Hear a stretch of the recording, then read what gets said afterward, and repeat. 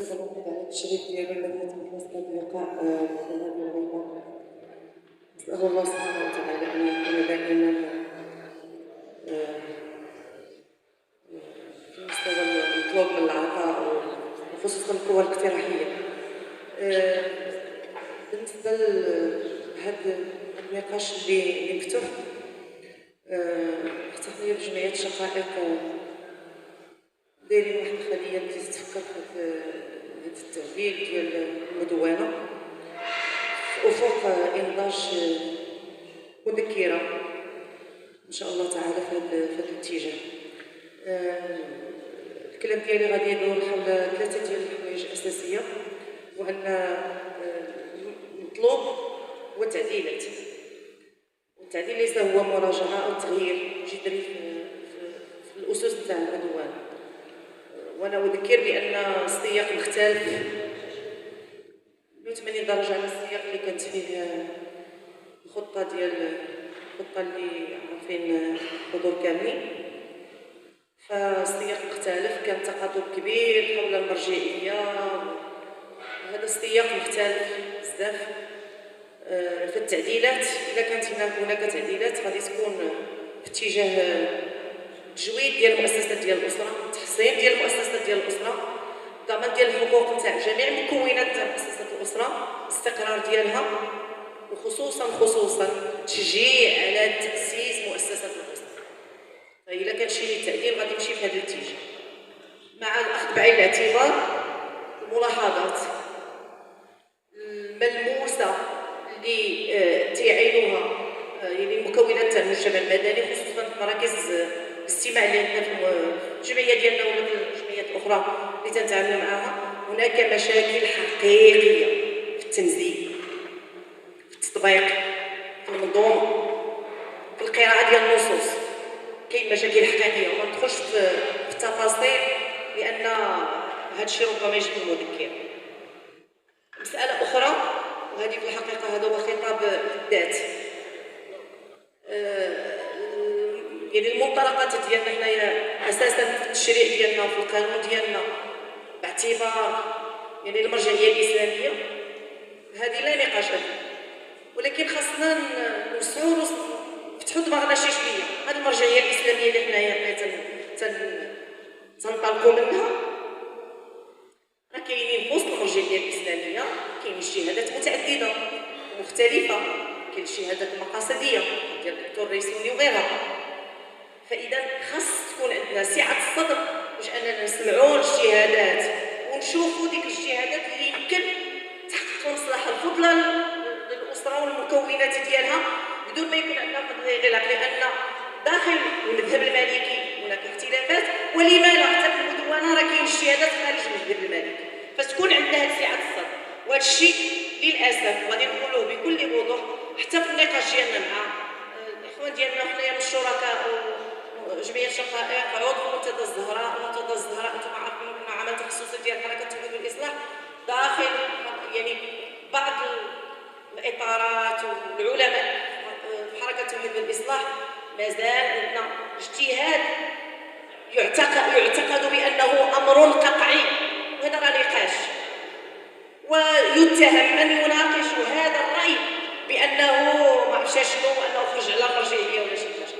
فاذا خص تكون عندنا واحد سعه الصدر ونناقشوا هذا الشيء بيناتنا، احسن ما نسمعوا مقترحات اللي نتفاجئوا بها انها غادي تجي من الطرف الاخر اللي تنقولوا بانه عنده مرجعيه حداثيه، وغادي نلقاو بانه غادي ياخذ من اجتهادات نتاع علماء ولا اجتهادات كاينه، ولكن حنايا وقفنا نسمع عليها وما سمعناش. كاينين مجموعه ديال الملاحظات والوقت ولا يتسع، وهذا الشيء غادي يكون ان شاء الله تعالى ربما في موائد مستديره، ربما في خلايا ديال التفكير غادي يكون انضاج اكثر لهذه المقترحات اللي غادي في اطار يعني تحصين الاستقرار والتشجيع على تاسيس مؤسسات الاسره. وشكرا لك. الحمد لله حمدا لا يقطعه امد ولا يحصيه العدد. ايها الاخوه الكرام، نحمد الله تعالى على ان جمعنا في هذه المائده، مائده العلم. نسال الله تعالى ان تكون في ميزان حسناتنا اجمعين، ونجدد الشكر للسيد مصطفى الرميد على تقبل هذه الدعوه الذي انارنا بحقيقه هذه المحاضره كلمات جد دسمة. أقول بصفتي ممثلة عن جمعية البتول التي هي جمعية حقوقية وتأسست سنة 2004، ومنذ ذلك الحين وهي تعمل في هذه الإطار، وهذا بادئ من تسميتها جمعية البتول لرعاية الفتاة والأسرة، فهي تهتم بكل مجالات الأسرة. وعملا بتوصية جلالة الملك حفظه الله على إشراك جميع مكونات المجتمع في هذا التعديل، لأنه في الحقيقة يمس الأسرة التي هي اللبنة الأولى للمجتمع. إذن في سياق هذا النقاش الوطني عملت جمعية البتول في إطار عملها المستمر على تنظيم عدة ندوات في هذا المجال بشراكة مع جهات مختصة، وخرجت وهي تعمل حاليا على إعداد مذكرة تضم عدة توصيات، ولو أنها لا زالت لم تخرج إخراجها الأخير، إلا أنني سأشارك معكم بعض المقترحات رجاء أن يتم توجيهنا وانتقادها لتخريجها في أحسن حلة. وقد خصت الجمعية المقترحات فيما يخص كتاب الزواج، وأيضا فيما يخص الأموال المكتسبة أثناء قيام العلاقة الزوجية، وفيما يخص الطلاق والتطليق، وفيما يخص النفقة، وأيضا فيما يخص المسؤولية عن الابن خارج إطار الزواج. فيما يخص كتاب الزواج فهناك عدة مقترحات، من بينها اعتماد رخصة الزواج للمقبلين على الزواج، حذف الفقرة التي تنص على توثيق الزوجين في العقد في سجل خاص الاقتصار على سجل لدى العدول. وهذا الحقيقة هذا المقترح هو مع تحفظ، لأن المشروع الآن في البرلمان يناقش، فإن صدق على أنه يتم التوقيع في العقد فقط سيلغى هذا المقترح. أيضا تمكين الأزواج من بطاقة تثبت الزواج هي التي تسلم للإدارات. فيما يخص سن الزواج دون سن الأهلية هما بالدرجات الأولى الفتيات، هناك مقترح على الإبقاء على الاستثناء المعدل في زواج القاصرين لئلا يقل على سن 16 شمسية، أدنى سن الزواج هو 18 في القانون، وعلى أن يبقى الاستثناء في سن الزواج القاصر في 16 عوض أن يلغى هذا الزواج القاصر بالمرة. فيما يخص الأموال المكتسبة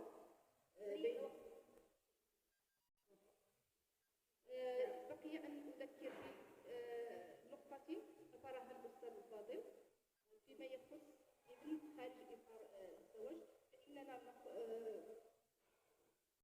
المقترحات التي حاولنا إدراجها في هذا المجال هو أن يبقى الصفقة الدخولية على عاتق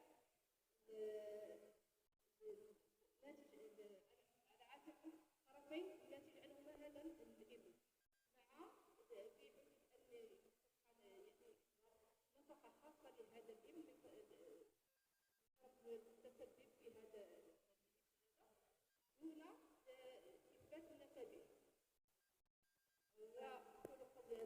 الجميل في الأمر هو أن دراسة المدونة حاليا في هذه الفترة هو أن الجمعيات الحقوقية والمدنية تسير بوتيرة خطيرة جدا، وهناك ضرب للقيم، ضرب المبادئ في القرآن وفي الأصول الإسلامية، وبالتالي يجب تسريع هذه الوتيرة. الأستاذ طرح واحد المعادلة بأننا المجتمع المدني يجب أن يفتح باب دراسة واقعية، طرح مسألة التعدد. فعلا هذه المسألة خصها دراسة الجانب إذا فعلا هذه المسألة باش نناقشوا ونثبتوا بأن الإسلام هذه المسألة صحيح جدا، خصنا نديروا دراسة واقعية وتكون موثقة، لأن اليساريين راه فعلا تيديروا دراسات واقعية مضبوطة بوثائق وبتواريخ مضبوطة. هذه كنقطة ثانية الحضانة، حتى كذلك مسألة الحضانة، نهار تحيدات الحضانة للأم ولات تعطات كانت كتعطى للجده حتى الا تزوجات المراه كتبقى في اطار الجده وتتبقى ديك اواصر القرابه والرحمه الطفل ما تيضيعش. لكن من بعد ولات تعطات للاب. الاب يا اما كيدوزها لمراه الاب ما كيلقاش السند لان المجتمع صعيب ما غاديش يفكك راسو بين المراه والابن، واما كتبقى تعرف الوضع. النقطة الثالثة مسألة الأموال المكتسبة الكد والسعي، الأستاذ ما هضرش عليها وهذه من الأشياء التي تؤلمنا. كاينين نساء ضائعات مع رجال عاشوا 27 سنة عاشوا 30 سنة وخرجوا ولقاو راسهم ضايعين. نلتمس من الإسلاميين يرفعوا هذا الشيء. لكن قبل أن أدخل في المداخلة ديالي أنا فقط أريد أن أذكر الحضور الكريم بأن القضية الفلسطينية اللي الحمد لله احنا مهتمين بها وهذا فهي تقع في صميم الاهتمام ديالنا حتى في هذا النشاط هذا. ومن هذا المنبر كنحييو المرأة الفلسطينية لأنها ربحت المعركة قبل طوفان صعب. أحد الجنرالات يعني للأخ ديالو راه مشدود الآن عند الإخوان في غزة قال بأننا خسرنا المعركة أمام المرأة الفلسطينية لأنها استطاعت أن تنجب 8 إلى 10 أطفال في مقابل نصف طفل عند المرأة الصهيونية. فهذه المعركة ولله الحمد ربحتها المرأة وهذا يسجل لها. لأدخل مباشرة في واحد الكلمة قالها السي الرميد جزاه الله خيرا بأن المجتمع أقوى من القانون. المجتمع أقوى من القانون. فالمجتمع يعني الغزاوي أو المجتمع الفلسطيني كان أقوى من التشريعات واستطاع أن يقود هذه المعركة اللي هو الآن الحمد لله في طريق الانتصار، أن يقودها بقيمه وبأخلاقه بعيدا عن التشريعات وعن القوانين. أدخل مباشرة لواحد الطرح طرحه الأستاذ الرامي جزاه الله خيرا في قضية ديال ابن الزنا. فأنا لاحظت بأن يعني الطرح الأخلاقي ديالك مشى في اتجاه فتح مجال يعني أننا يعني أي باب ممكن نلقاوه من أجل إسناد يعني ولد الزنا إلى الأب ديالو نتكلوا على الله. فهذه الفلسفة نفسها علاش ما نديروهاش حتى في التعدد ونمشيو في نفس السياق وبالتالي نفتحوا التعدد في إطار أنه أي واحد يعني تبتات أي شبهة ديال أننا نعاونوه باش أنه يعني يعدد نفتحوا في هذا المجال هذا وبالتالي غادي نكونوا ساهمنا في محاصرة العلاقات الرضائية وما شابه. النقطة الأولى التي يعني في الحقيقة هذا لي والإخوان يجب أن ننتبه جيدا كيف نحسب طرحنا في مقابل طروحات كريمة. ومن هنا يجب أن نتحدى بشجاعة لنقول لسنا أوصياء على الإسلام. الإسلام فيه مدارس فيه اجتهادات يجب أن تكون عندنا قابلية على أننا نستوعب الخلافات من داخل منظومتنا. ثاني شيء هذه بلد قائمة على ثوابت ومن ثوابتها إمارة المؤمنين والإسلام. هذا نكسب الإخوان. يجب أن نشتغل من داخل هذا السقف ومن داخل هذا المعطى لنحسن طرحنا للقضايا. لأننا نعتبر اليوم هذا النقاش اللي كيقولوا الأستاذ مصطفى الرامي وهذه الاجتهادات كانت مطروحة في الوقيته فين كانت المدونة أو كان النقاش ديال الخطة ديال سعيد السعيدي في ذاك الوقت. كان هذا النقاش هذا للأسف ما تعطيناش فرصة في ظل التشاحن أن العقل الإسلامي الفقهي الأصولي المتجدد والتجديدي أنه يبدع. اليوم هذه فرصة باش لا أعصاب لا صداع لا لغات بلا مظاهرات نبدعوا ونعطيو أفضل ما عندنا. إذن هذا الشق الثاني في المداخلة هو أي واحد التفاعل بسيط مع الأستاذ رامي. غريب اليوم هذا الشيء اللي تقول ديال راه كاين أطراف كاين حتى في القضاء عدد من الاجتهادات واخرها الاجتهادات اللي قلتي ديال تاع محكمة النقد في اجتهادات متواترة بنات على اجتهادها على المادة 400 ما لم يوجد نص في المدونة فالرجوع فيه إلى المذهب المالكي. عندنا قضايا آخرها هذا الأسبوع هذا محكمة ابتدائية في الكنيس كانت الأسرة قبل هي من الاجتهاد القضائي المعتمد هو الذي به كيف آخر سيدي قاسم عدم القبول لأنه المادة صافي فعلا هنا معدنا المادة 5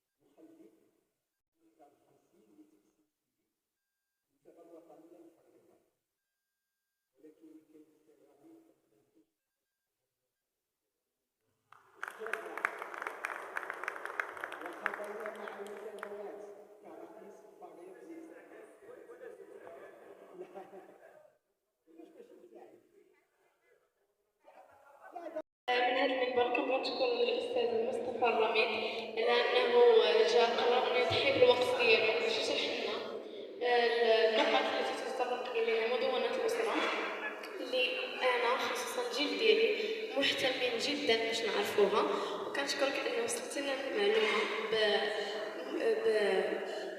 بطريقة بسيطة وسهلة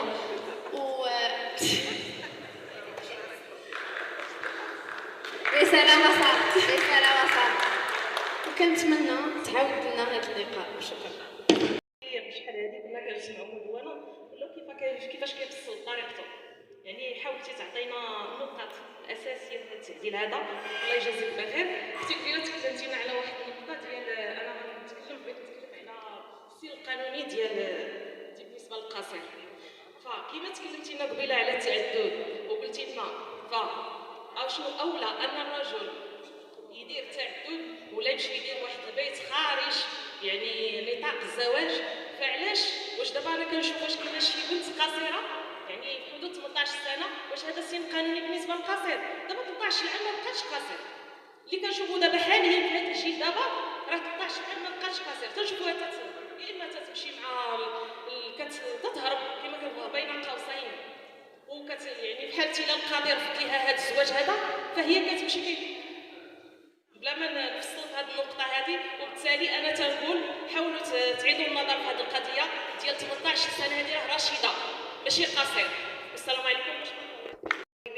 فيعني التأثير ديالها واضح خصوصا في خطاب العرش انه ولاد صاحب جلاله قال لك حليل حرام وحليل حلال، والاخرى راهم بالنسبه للمدونه ما عندهمش اشكال كثير لان عارفين بان ما نقدروش نديروا فيها شي حاجه كثير. القانون الجنائي هو اللي